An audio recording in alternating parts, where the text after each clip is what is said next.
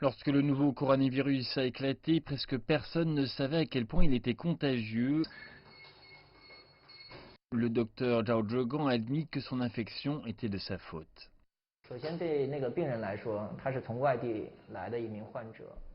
Un patient d'une autre ville a eu de la fièvre, une perte d'appétit et une toux. Son scanner a confirmé une pneumonie, mais à l'époque, les critères de diagnostic donnaient la priorité à l'historique des contacts d'un patient, surtout s'il incluait le marché des fruits de mer de Wuhan.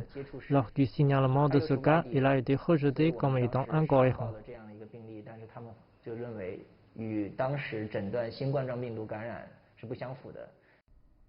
Même l'hôpital a été informé de certains cas confirmés. Ainsi, Zhao a douté de certaines évaluations. Aucun masque ni traitement spécial n'ont été administrés aux patients dont la pneumonie de coronavirus a été confirmée 2 jours plus tard. Une semaine plus tard, Zhao et ses collègues ont été trouvés infectés à cause de ce contact étroit. J'ai eu mal à l'estomac, puis un malaise. Ma température était de 37,5. J'ai dit que j'avais fini pour l'instant. Ma femme, également médecin, m'a exhorté à me faire examiner. Mon infection a été confirmée. Le médecin de 40 ans s'était inquiété.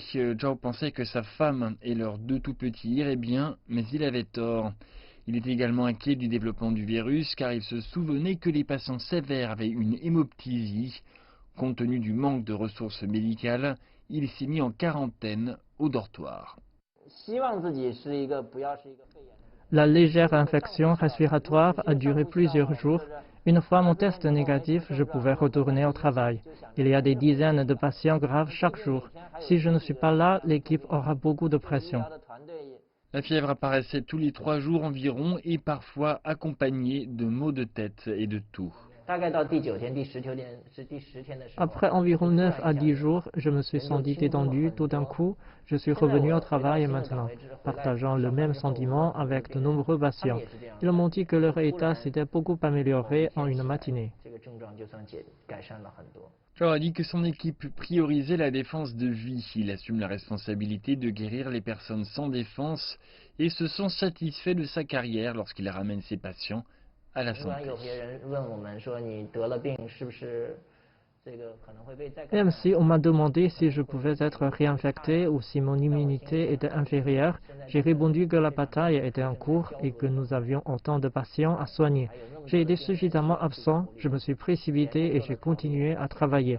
Nous gagnerons ce combat à la fin.